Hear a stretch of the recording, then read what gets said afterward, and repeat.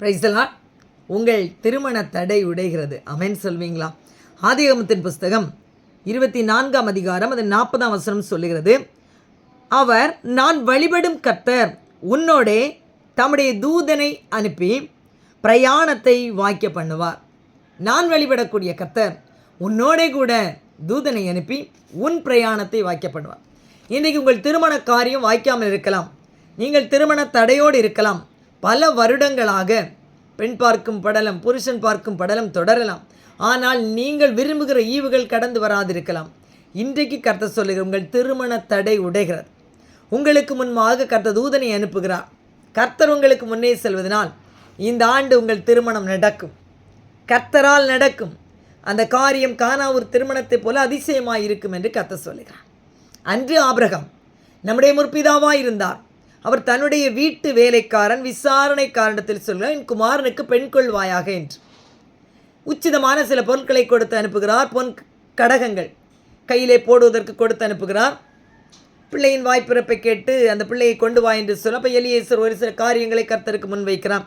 நான் போகிற பிரயாணத்திலே நான் தண்ணீர் கேட்கும்போது எனக்கும் தண்ணீர் கொடுத்து ஒட்டகங்களுக்கும் தண்ணீர் காட்டுவேன் என்று சொல்லுகிற ஸ்திரியை விவாகம் பண்ண வேண்டும் என்று நினைத்து செல்கிறான். யாருக்காக? தன் எஜமானின் மகனுக்காக.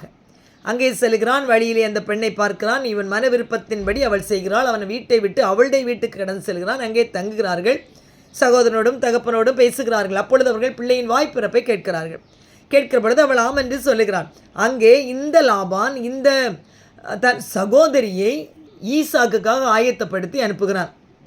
ஆம் தேவனுடைய பிள்ளைகள், இந்த சூழ்நிலையிலே இந்த எலியேசர் சொல்லுகிறார், ஆபிரகாம் தன்னிடத்திலே கர்த்தர் உனக்கு முன்பாக தூதனை அனுப்புவார் என்று. இன்று உங்களுக்கு முன்பாக யார் செல்லுகிறார்கள்? பணம் கொடுத்து புரோக்கர்களை அனுப்புகிறீர்களா?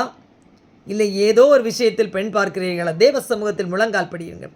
வேதம் சொல்லுகிறது, நான் வழிபடும் கர்த்தர், ஆபிரகாம் வழிபட்ட கர்த்தர் அப்படியாய் தூதனை அனுப்பி அவர்கள் பிரயாணத்தை வாய்க்க பண்ணார் என்று. இன்றைக்கு ஜெபிப்போமா? திருமண தடையோடு இருக்கிற பிள்ளைகளுக்கு நம்முடைய பாதத்தில் வருகிறேன் சுவாமி.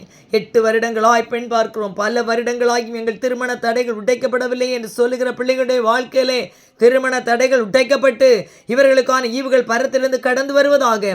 எப்படி ஆபிரகாம் எலியேசரை அனுப்பி தன் குமாரனுக்கு பெண் கொண்டானோ அப்படியா இவர்களுக்காக பெண் பார்ப்பதற்கு தேவதூதர்கள் கடந்து போவார்களாக.